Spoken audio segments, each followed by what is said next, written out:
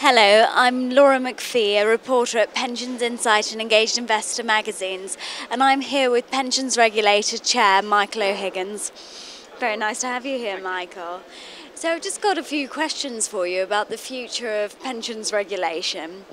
So what impact will the creation of the new FCA have on DC regulation? I don't think the creation of the FCA per se will have that much impact, because it is, after all, a successor body to the FSA, with whom we've been working on this topic for quite a while.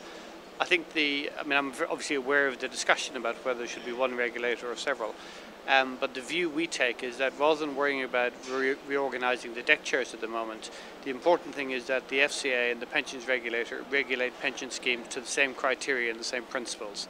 So that if we can be clear about that, then I think the objective of the discussions, which is not actually about organisational structures, but is about quality regulation, that objective will be achieved.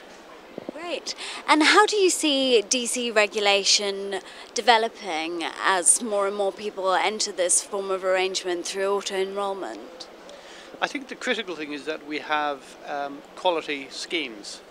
If you look at some of the debate about pot follows member, there's been a discussion about we don't want members transferring into lower quality schemes, to which my response is, well, why do we allow lower quality schemes to exist at all, never mind having some people transfer into them? And for me, the things that are really important in DC space are that people get out at least as much as they put in, preferably more. So you want cheap schemes that have low costs, schemes that ideally invest well during the period, and also decumulation mechanisms to make sure that the member, when they are taking money out, have flexibility about getting the best deal. Right. And on the DB side, how do you expect trustees to approach their valuations this year? As we mentioned, the funding statement is out today. Yes, well, today is, as you know, April the 38th, so our April statement is now out. Tomorrow it can become May again.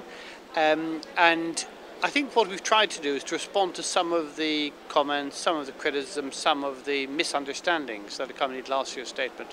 So, for example, we've been clear that the basis on which trustees can approach assessing their liabilities need not simply be a gilts plus approach. It can be based upon the returns they think they're getting on their assets, as long as they're clear about it. Now, our view is that that's always been our approach, but it's clear that that hasn't been fully understood, so we've tried to sharpen that up this year. And it's the case that in existing arrangements, the spread of returns assumed by trustees is greater than 200 basis points. So different trustees in different schemes, depending on the strength of the employer covenant, the degree of investment risk, assumes different levels of return. And that's perfectly acceptable, provided the trustees can set out the reasons why they think that rate of return is achievable. Right, so would you say it's not very different from last year's then? I'd say it clarifies things, it emphasises the flexibilities, and we specifically said that trustees may have to exercise those flexibilities more than last year because of the low returns that are in the market. So I think we are continuing on a path that is consistent with my speech last September when I advised trustees not to be recklessly prudent.